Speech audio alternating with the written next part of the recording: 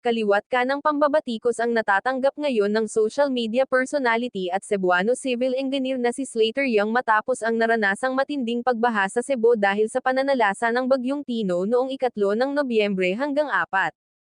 Ito ay may kaugnayan sa kanilang proyekto na The Rise at Monte Roses, isang luxury mountainside residential development sa Cebu. Ayon sa post ng mga nagngingit-ngit na netizens, espekulasyon nilang isa sa mga naging dahilan ng malubhang pagbaha, ay marami umanong mga puno ang pinutol sa nabanggit na bundok para sa proyekto, bukod pa sa iba pang isyu gaya ng deforestation, ang umano'y posibleng poor sewage systems, weak city planning, climate change, disiplina sa basura, at pagtaas ng bilang ng populasyon.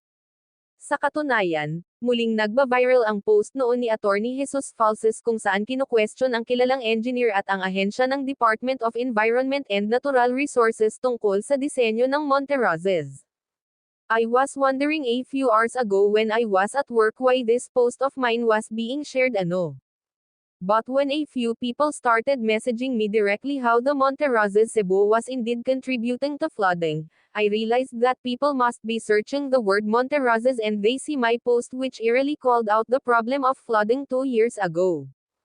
Asa na kaya si Slater Young? Matatanda ang noong 2023, sinagot na rin ni Slater ang mga kumu-question sa nabanggit na proyekto, sa isyu nga ng deforestation sa bundok. This is just a small portion of the mountain. At the foot of the mountain, pagkaklaro ni Slater sa kanyang blog noong Agosto taong 2023. This only has 146 units. So, very exclusive ito.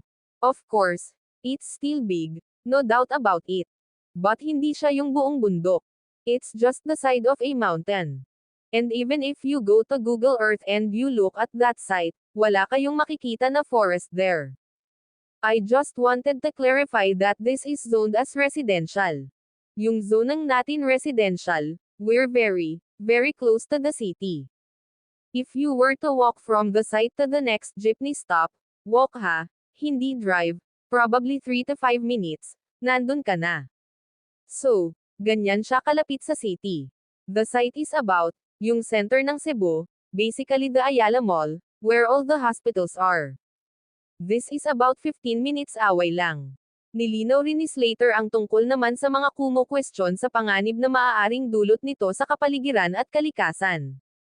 Aniya, I think there's a misconception that we're cutting down a forest, we're destroying habitats. Kasi yun yung isa sa mga parang nababasa namin na parang major concern is their thinking about deforestation.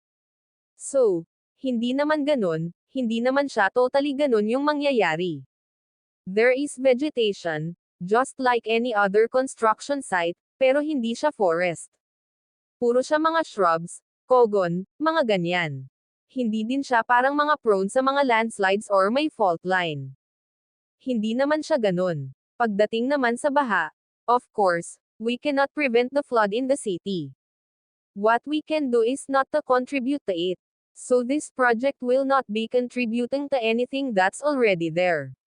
Ang Monte Roses is a premium, low-density project featuring exclusive units with stunning city views and access to amenities like a clubhouse, swimming pool, and gym. The project was developed by a company founded by engineers Slater Young, Lizel at Lendel Go of LLG Architects.